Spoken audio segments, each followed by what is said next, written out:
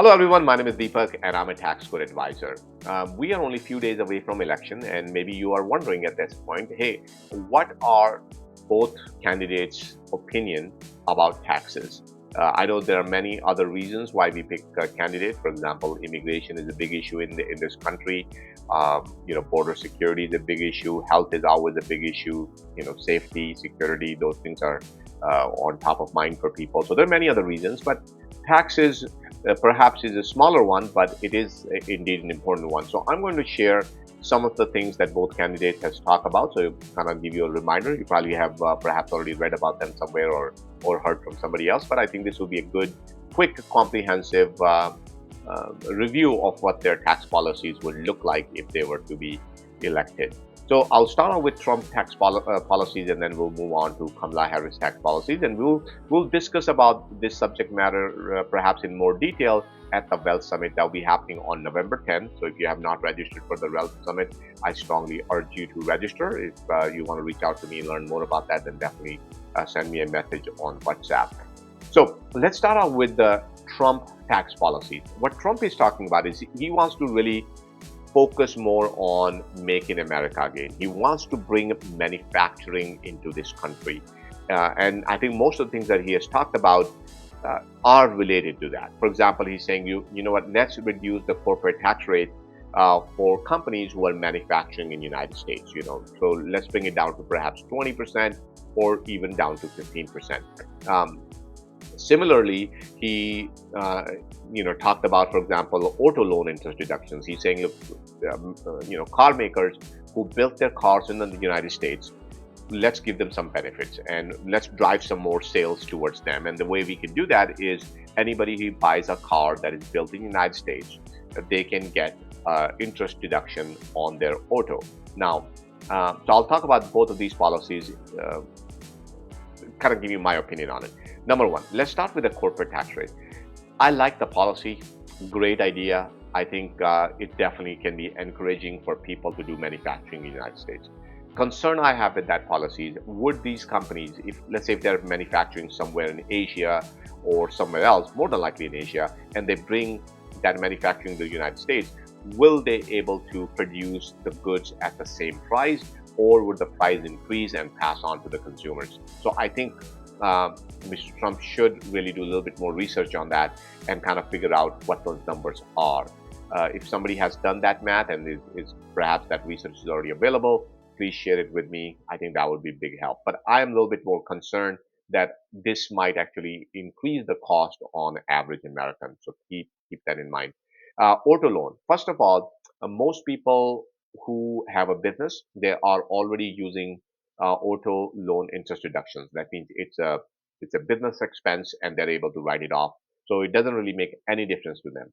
Second thing is, um, some people own a $30,000 car, some $50,000 car, some $200,000 car. So is this going to be available to all or only to certain people? Because I think, once again, if it's available to all and somebody is buying a $200,000 car, then they are again getting bigger benefit than an average American would.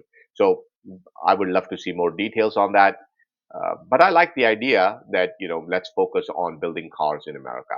But again, another part of me said, like right now, for example, BYD is a big competitor of Tesla, and they're able to produce similar car like Model Y in China for roughly what, 10,000, 12,000, $15,000, and in America that's costing us, 40, $50,000, and that is after the fact that we are getting $7,500 in tax credit. So, once again, which way is better? Other thing he talked about is essential workers. These are, for example, during COVID time, nurses were quitting left and right because they just didn't want to cope up with too much demand. So he's saying let's give some incentive to people who are in essential category, and he says, you know what, let's let them work overtime and let's not charge them payroll tax. Is that a good thing or a bad thing? So first of all, I don't think that's a whole lot of money to begin with. So I don't think either way it makes a big difference.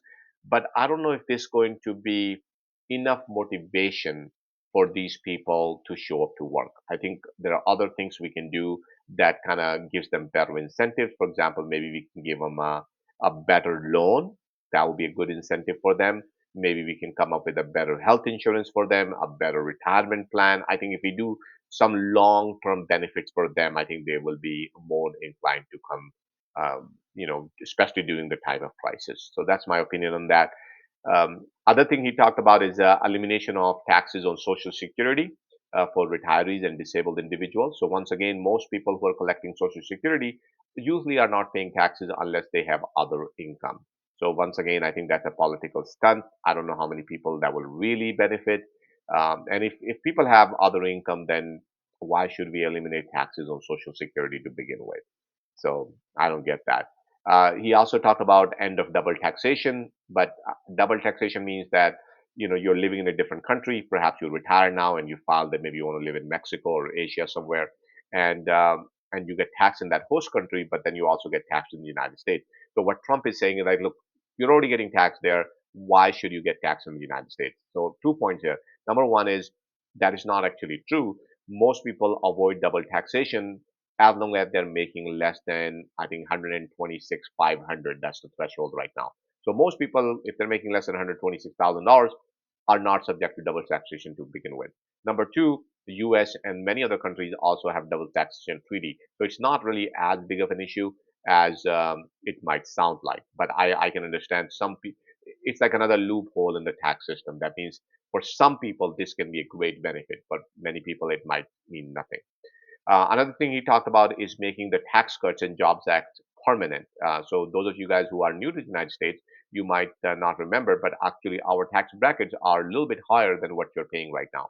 Back in 2017, when the economy was struggling, President Trump passed this act and he said, you know what, we are going to reduce the tax brackets for most Americans.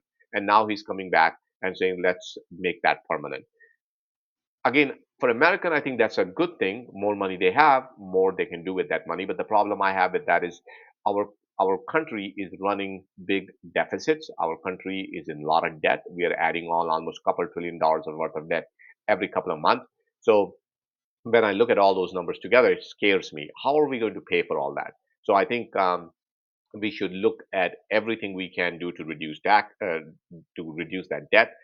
Maybe not fund too many wars. Maybe put a freeze on some of the government programs. Maybe let's not do salary increases for people who are working in the government sector, as well as think about some ways to increase taxes, and let's get rid of this debt. This debt is a big problem for Americans. M- until now, every president has chosen to pass on this responsibility to our kids.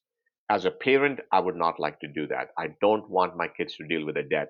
So I don't necessarily like that policy, but I think most people will like it. He also talked about elimination of tips. That means people who are working like in service sector, especially the restaurants and whatnot, they get paid in tips. And he's suggesting, hey, why not eliminate those taxes on tips again? That's actually not that bad, because most of these people are in lower tax bracket to begin with. So it's not really reducing the tax revenue that much. And more importantly, they use that money and reinvest it back into economy. So that one is a decent tax benefit. But I think Kamala Harris is supporting that as well. So those are some of the key things that Trump is talking about. And let's take a look at what Kamala Harris is talking. So Kamala Harris, I think one of the biggest one that she been talking about is raising the long-term capital gain tax from 20% to 28% for high earners, as well as increase the net investment income tax. So that one has gotten some mixed reviews from people. But again, unless you are heavily invested into stock market and you're producing a lot of capital gain, perhaps that won't impact you. But I think it will definitely impact a lot of investors. She's also talking about imposing wealth tax. Basically, she's saying, hey, 25% annual wealth tax on families with a net worth of over $100 million. I don't know if that will actually pass, but that's a pretty steep tax. She also talked about providing assistance to first-time home buyers, providing up to $25,000 in down payment assistance, potentially, helping out those people who are not able to do that. The I have a couple of issues with that. Number one is if you're going to give that kind of money, it's not going to make a whole lot of difference in markets like California. And it's going to make a big difference in some other markets, for example, Texas, Florida, and many other places. So is this $25,000 going to be flat for everyone, or is it going to be adjusted? For example, would it be 5,000 for Texas versus $25,000 for California? So once again, I don't think it's really they have really thought through how they're going to implement it. So I'm not super excited about that. That's one thing. Number two is that for example, let's say if I talk about California, there's a housing crisis to begin with, and if government starts providing $25,000, that's going to even make that crisis even worse. There will be more demand. It will only increase the prices. I can just only imagine in states like California, $25,000, like you can go up by more than $25,000 just overnight the moment this policy is enacted. So I think Kamala Harris needs to really rethink this and see if she wants to implement it or not. She also talked about limiting the tax deferral benefit for real estate investors. She's saying, this tax 1031 exchange is a major loophole in the tax system. So she's talking about capping 1031 exchanges at $500,000 for those earning over $400,000. Now, I think in California, that's a lot of people, and a lot of people use 1031.